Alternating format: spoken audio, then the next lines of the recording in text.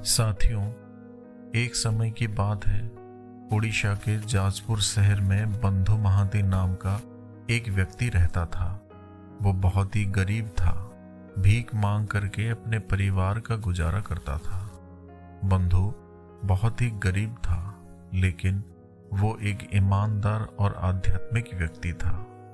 भगवान जगन्नाथ के प्रति उसके गहरे लगाव के कारण उसे लोग बंधु का उपनाम दिया था, जिसका अर्थ मित्र है, साथी है, दोस्त है। बंधु भगवान को अपना सबसे अच्छा मित्र मानता था। उसके पास ना तो कोई संपत्ति थी और ना ही जीविका कमाने का कोई साधन। वो और उसका परिवार गांव वालों द्वारा दी गई भिक्षा पर जीवित रहता था। 2-4 घरों में जाता था। वहां मांग के जो कुछ भी मिलता था उसी से परिवार चलता।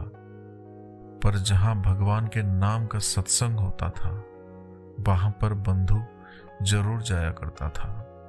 सत्संग के प्रभाव से बंधु के मन में एक बात बैठ गई कि जीवन का उद्देश्य भगवत प्राप्ति करना है। तो वैसे ही बंधु धन संपत्ति भोग सामग्री से रहित था। तो कोई भोग वासना ये तो इनके हृदय में स्वाभाविक नहीं थी, क्योंकि भिक्षा मांग कर ही जीवन गुजारा करता था। और सत्संग से ये बात उसके मन में बैठ गई कि जीवन का परम लाभ भगवत प्राप्ति करना ही है। तो ये उतना ही मांगता था जितना अपने परिवार के पोषण के लिए आवश्यक होता था। ऐसा नहीं कि भिक्षा मांग रहे तो बहुत सारा मांग लिया और खूब बेच करके उसे भोग सामग्रियां ला रहे हैं। जितने से परिवार का पोषण होता उतने ही सिर्फ 4-6 घरों में मांग लिया करता था। मिला तो मिला, नहीं मिला तो उपवास कर लिया करता था और एकांत में बैठकर खूब भगवान का नाम जप करता था। बंधु महाती के हृदय में भगवत प्राप्ति की ऐसी व्याकुलता प्रकट हो गई जैसे किसी कंगाल के हृदय में बहुत बड़ी संपत्ति की चाह हो।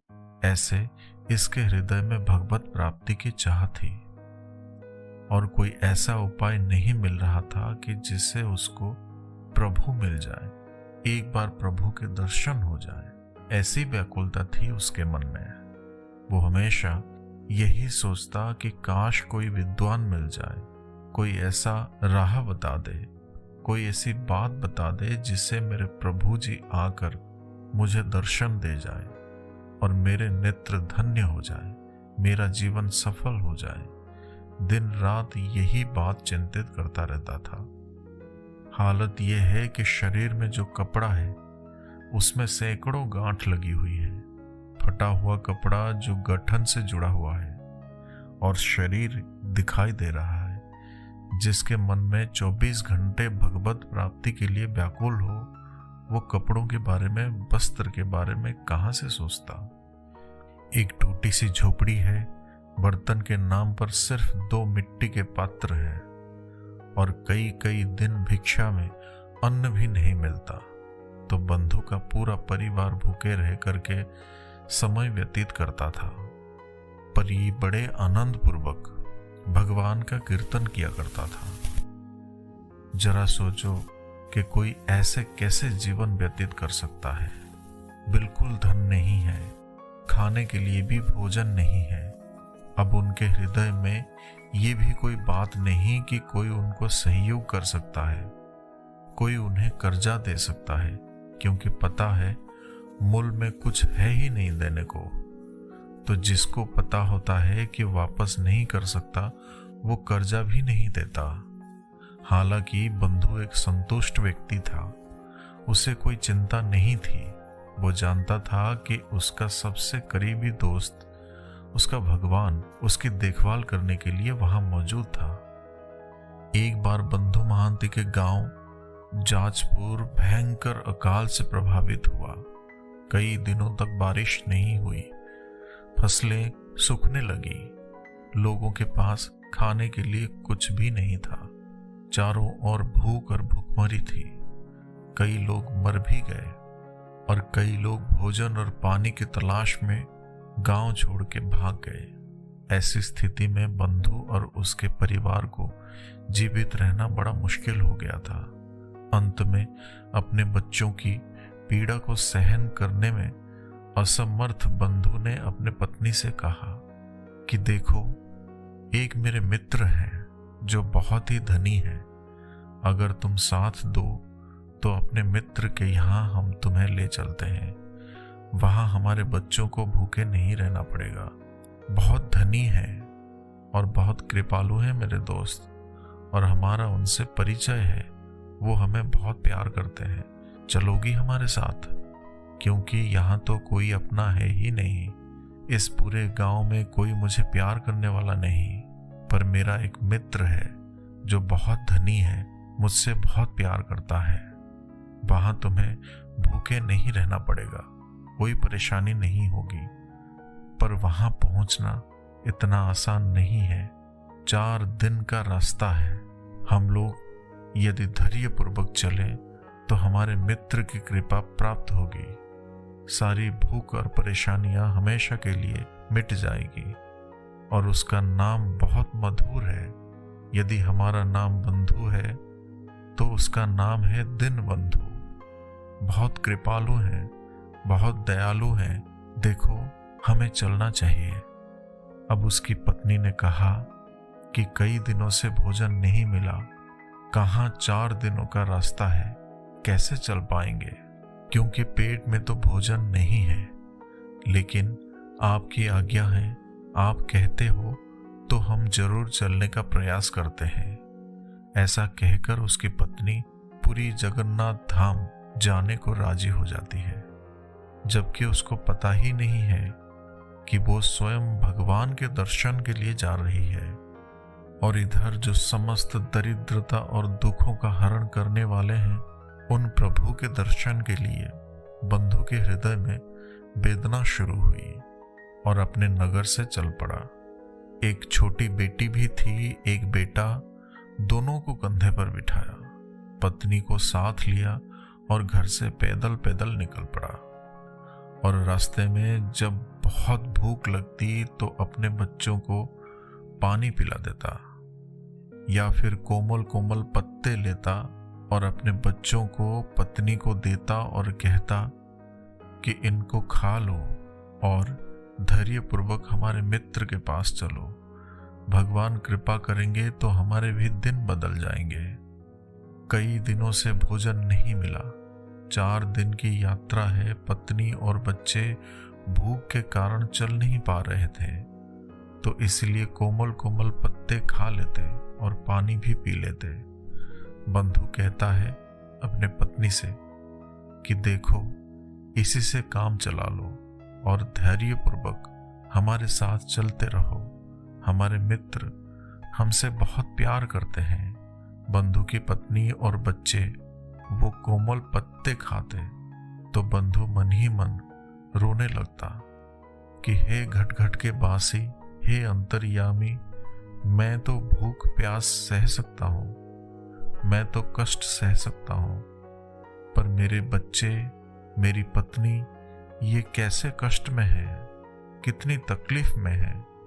मेरे प्यारे, मेरे नाथ, बस इतनी सी कृपा कर दो कि मैं आप तक पहुंच जाऊं। कहीं ऐसा ना हो कि मैं यात्रा ही ना पूरी कर पाऊं। अंदर से वो व्याकुल हो जाता है। बस मेरी प्राण निकल जाए आपके दर्शन करते ही तो कोई परवाह नहीं, लेकिन आप तक पहुंच जाऊं, इतनी सी सामर्थ्य देना। बच्चों में और पत्नी में और मेरे में दर्शन की एक लालसा मुझे जीवित रख रही है। मुझे मृत्यु का भय नहीं है, लेकिन तुम्हें बिना देखे मृत्यु आ जाए तो मुझे अच्छा नहीं लगेगा। एक बार तुम्हें देख लूं, फिर भूख से भी प्राण निकल जाए तो कोई बात नहीं। हे नाथ, हे प्रभु, जल, स्थल और ऐसी कोई जगह नहीं है जहां तुम ना हो। बस मुझे और मेरे परिवार को इतना समर्थ देना कि मैं तुम तक पहुंच जाऊं। साथियों, देखो बंधु की व्याकुलता, भगवान से मिलने की तड़प। बिल्कुल धन नहीं है, खाने को भी नहीं है, लेकिन हृदय में प्रभु के ही मिलन की चाह है। विशंबर तुम्हें पाकर ही हम धनवान हैं, तुम्हें अपना मान करके ही हम आनंदित हैं। भले हमारे प्राण भूख से व्याकुल होकर निकल जाए, मुझे इसकी परवाह नहीं, बस एक बार मुझे मिल जाओ। इतनी समर्थ दे दो कि मैं एक बार तुम्हारे दरबार तक पहुंच जाऊं। मेरे नाथ, मेरे प्रभु, मेरे भगवान, आज मनमोहिनी छवि देखने के लिए मेरा मन व्याकुल हो रहा है। मैं कैसे शीघ्र से शीघ्र तुम्हारे चरण कमल का दर्शन कर पाऊं। मैं समझूंगा कि ये जो मुझे परिस्थिति आई है, इस परिस्थिति की कृपा से तुमसे मिलन की चाह हुई है। मैं इसे ऐसा नहीं मानूंगा कि आपका होकर के ऐसी दशा को प्राप्त हो। मैं समझ रहा हूं ऐसी दशा को प्राप्त हो तभी मैं आपका हुआ हूं, इसलिए ये भी मैं आपका कृपा ही मानूंगा। प्रभु, मुझे एक बार ऐसे सामर्थ्य दे दो कि मैं आप तक पहुंच जाऊं। ऐसा मन में विचार रखकर वो स्त्री और बच्चों को साथ लेकर के फटे पुराने कपड़े और मिट्टी का पात्र हाथ में लिए आगे बढ़ रहा है। परिवार सहित लड़खड़ाते हुए 4 दिनों की यात्रा करके श्री पुरुषोत्तम क्षेत्र भगवान जगन्नाथ जी के धाम में पहुंचा और श्री मंदिर के दूर से दर्शन करके ही भूमि पर गिर पड़ा। कहने लगा कि मेरे मित्र आ गए, मेरे प्रभु आ गए। और प्रभु का स्वभाव जो जैसे प्यार करता है उसको वैसे ही अनुभव कराते हैं। तो दूर से ही जगन्नाथ जी के दर्शन करके साष्टांग लेट गया। अपनी पत्नी से कहा कि देखो देखो, ये मेरे यार हैं, ये मेरे मित्र हैं, जिनके लिए मैं कह रहा था ना कि ये मेरे सबसे अच्छे मित्र हैं। ये हैं वो हमारे मित्र, ये हमारे प्रीतम हैं, ये हमारे दिन बंधु स्वामी हैं। अब पत्नी के हृदय में उतना अनुराग तो था ही नहीं, पर इस बात से सुख मिला कि अब यहाँ भरपेट भोजन भी मिलेगा। अब बंधु मन ही मन सोच रहा है कि मेरे प्रभु ने कृपा की, मुझे सामर्थ्य भी किया तो यहाँ तक आ गया। अब अगर यहाँ मेरे प्राण छूट जाए तो मुझे कोई परवाह नहीं। अब मुझे यहाँ आनंद मिलेगा, क्योंकि प्रभु के चरणों में प्राण छूटे इससे बढ़कर क्या लाभ है।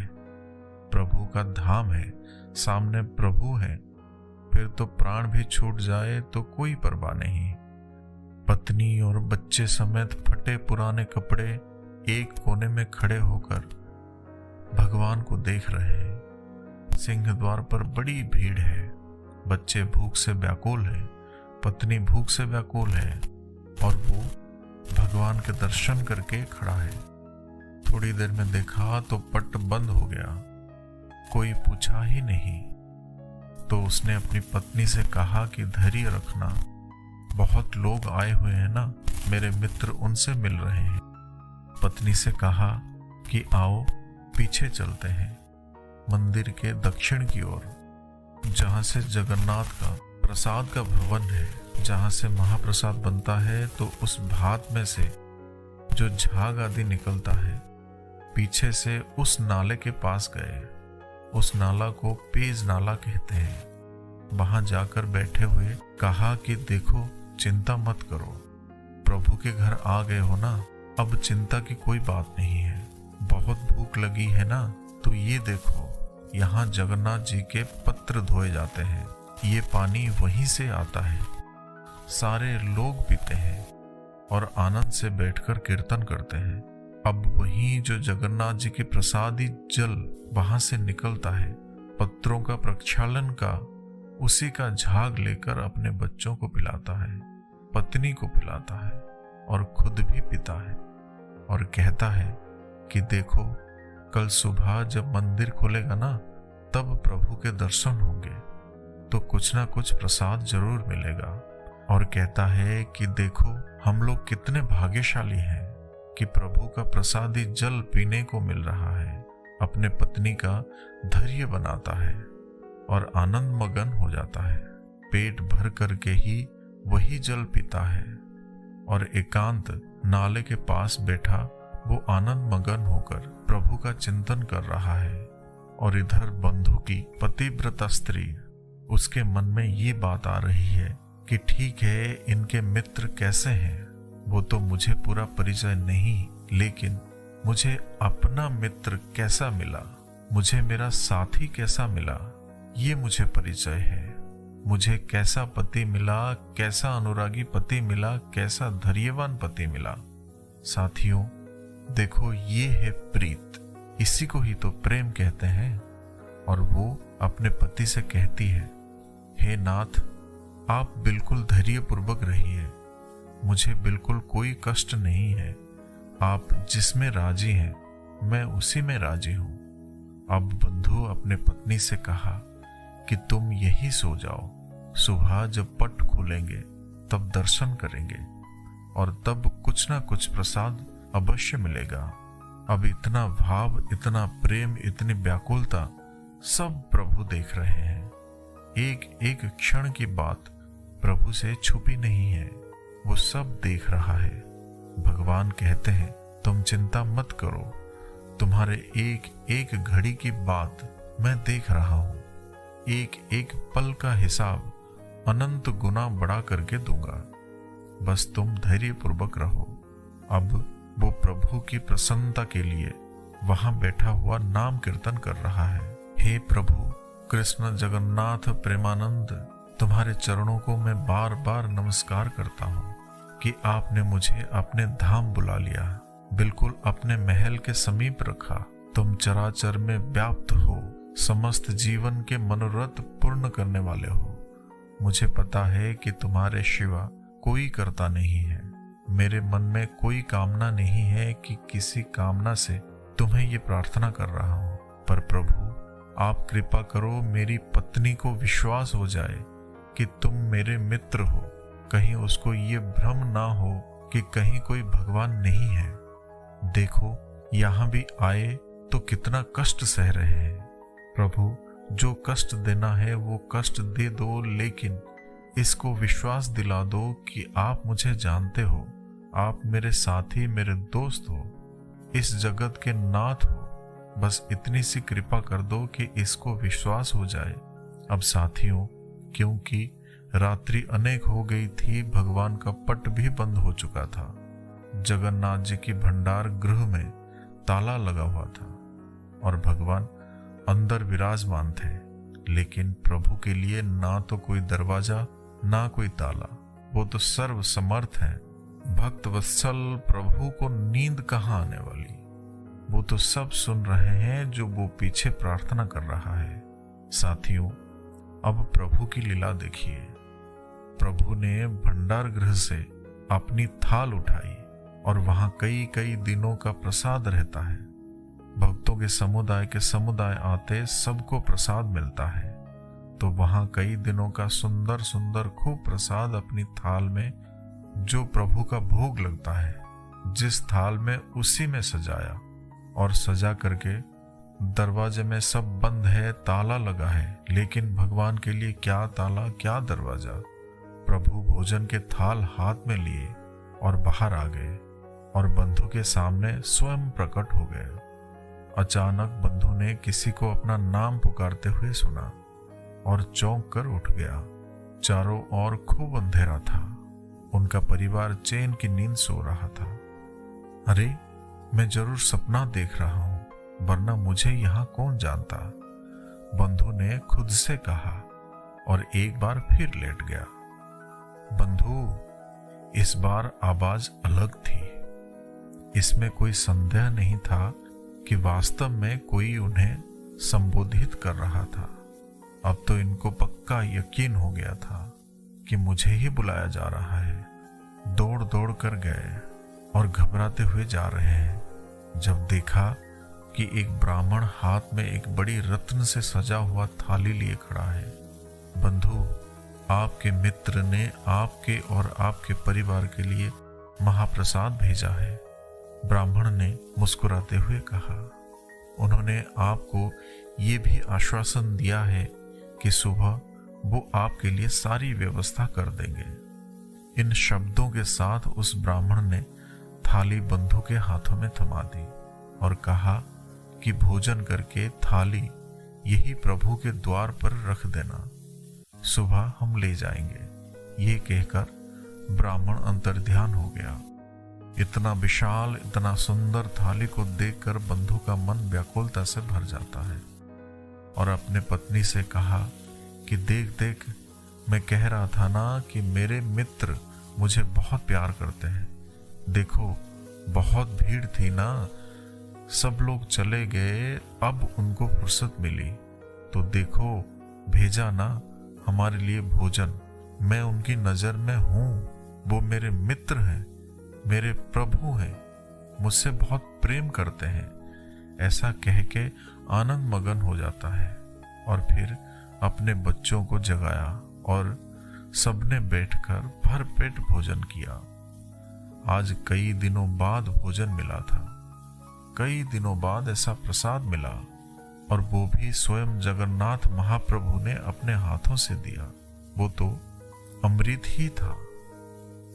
अब भोजन के बाद मन में विचार किया कि इस थाल को कहाँ पहुंचाऊं, क्योंकि ये प्रभु का ही थाल है।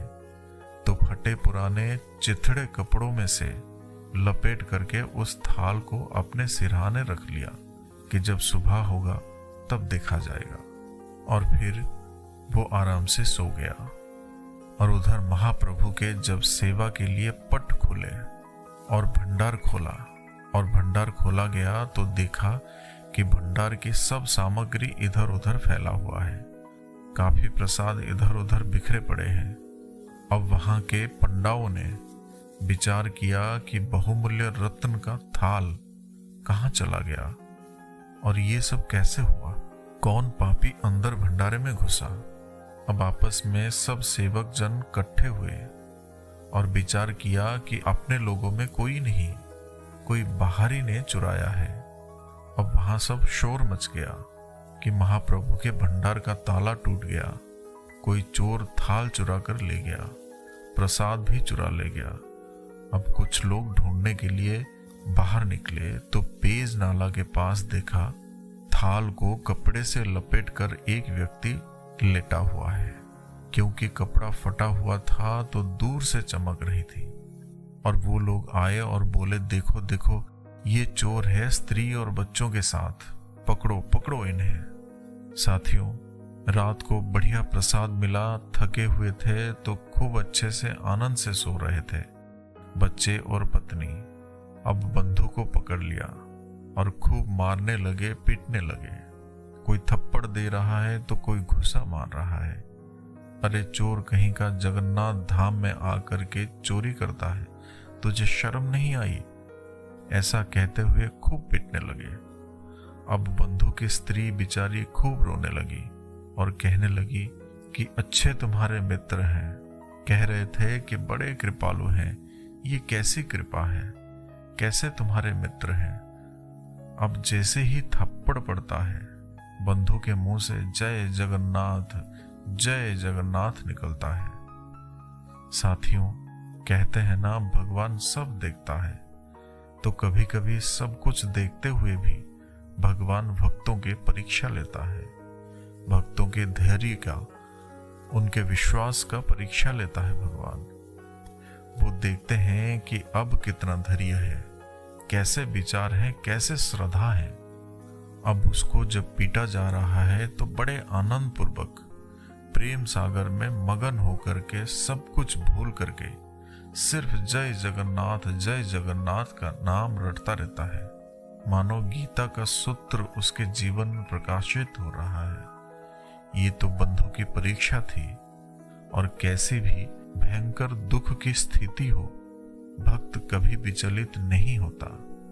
तो जब कोतवाल ने पूछा, ये थाल तुम्हें कहां से मिली, तो उसने कहा कि देखिए, विचार कीजिए, मुझे तो पता भी नहीं कि थाल कहाँ रहती है। मैं तो गांव का हूँ और गांव से यहाँ दर्शन करने आया हूँ। कोई रात्रि में एक ब्राह्मण आया था, उसने मुझे थाल में भरकर प्रसाद दिया। प्रसाद खा करके मैंने थाली अपने पास रखा था ताकि सुबह मैं वापस लौटा सकूं। उसकी बात सुनकर के कोतवाल समझने लगा कि वो कैसे घुस जाएगा। अगर वो घुसा होता तो वहां जहां भंडार है वहां तो प्रधान गेट का भी ताला तोड़ा गया होता।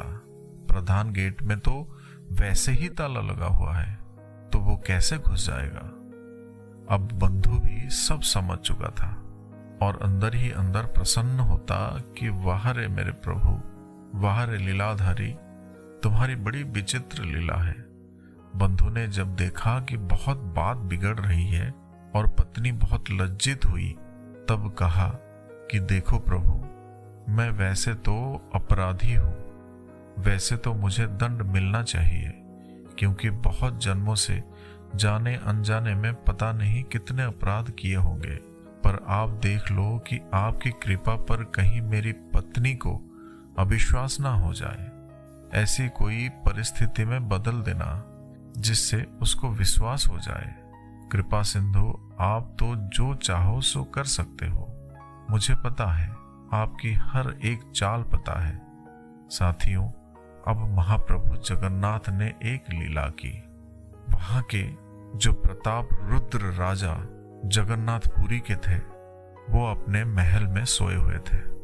जगन्नाथ प्रभु गए और कर्कश स्वर में कहा कि तुम यहाँ चैन से सो रहे हो और मेरे भक्त को दुख दिया जा रहा है, और तुम यहाँ आराम से सो रहे हो। तेरे कर्मचारी उस भक्त की पूजा ना करके उसको गालियां दे रहे हैं और उसको मार पीट रहे हैं, और तुम यहाँ आराम से सोए हुए हो। जानते हो, मैंने स्वयं अपने हाथों से अपने लाडले भक्त को वो थाल दिया था। मैंने स्वयं प्रसाद दिया था उसको, और वो मेरा बहुत प्रेमी है, मेरा परम भक्त है। देखो, जल्दी से जल्दी जाओ, क्षमा मांगो जा करके, क्योंकि तुम राजा हो। तुम्हारे राज्य में अगर ऐसे भक्त का अपमान होता है तो तुम्हें हम दंड जरूर देंगे। अगर तू भला चाहता है तो तत्काल जा और सम्मान पूर्वक प्रणाम करके उसके बच्चे और उसकी पत्नी से क्षमा मांग। और हाँ, आज से हमारे मंदिर का हिसाब किताब का पूरा अधिकारी वही बनेगा। जगन्नाथ जी ने आदेश कर दिया। आज से नीलांचल नारायण का आदेश है। जगन्नाथ जी ने कहा, मेरा आदेश है कि मेरे संपूर्ण मंदिर का हिसाब किताब उसके हाथ होगा। ये कह करके जगन्नाथ वहां से अंतर्ध्यान हो गए। अब राजा हड़बड़ा करके उठा, तत्काल पोशाक धारण की और घोड़ा मंगवाया और वहां पहुंच गया और जाकर के सबसे स्वप्न की बात कही और हाथ जोड़ करके प्रणाम किया, साष्टांग दंडवत किया बंधु को, और हृदय से लगा करके कहा, जो कुछ भी आपके साथ हुआ है हमें क्षमा कर दीजिए। और सबको आदेश किया कि जगन्नाथ जी का सीधा आदेश है कि आज से मंदिर का पूर्ण अधिकारी बंधु ही होगा। अब वो तो हाथ जोड़े खड़े हैं, फटे पुराने कपड़े हैं, कैसा हृदय इनका, धन्यवाद स्वीकृत हो, कैसा पद दिया है। राजा ने अनुरोध किया और कहा कि जो हमें प्रभु ने आदेश किया है उसे आप स्वीकार करें। तो साथियों, आज भी बंधु महांती के कुल परंपरा से वही सेवा करते चले आ रहे हैं। जगन्नाथपुरी का हिसाब किताब उन्हीं के दस्तखत से ही होता है। उसी बंधु महांती के परिवार कुल परंपरा के आज भी वही है और भगवान जगन्नाथ के सेवा करते आ रहे हैं। साथियों, ये थी भगवान जगन्नाथ के परम भक्त बंधु महांती की कथा। आपको कैसी लगी हमें कमेंट सेक्शन में जरूर बताइएगा। कहानी अच्छी लगी हो तो चैनल को सब्सक्राइब और वीडियो को लाइक और शेयर करें। तो फिर मिलेंगे साथियों अगले वीडियो में। तब तक के लिए अपना ख्याल रखना और हमेशा हंसते मुस्कुराते हुए रहना। जय जगन्नाथ।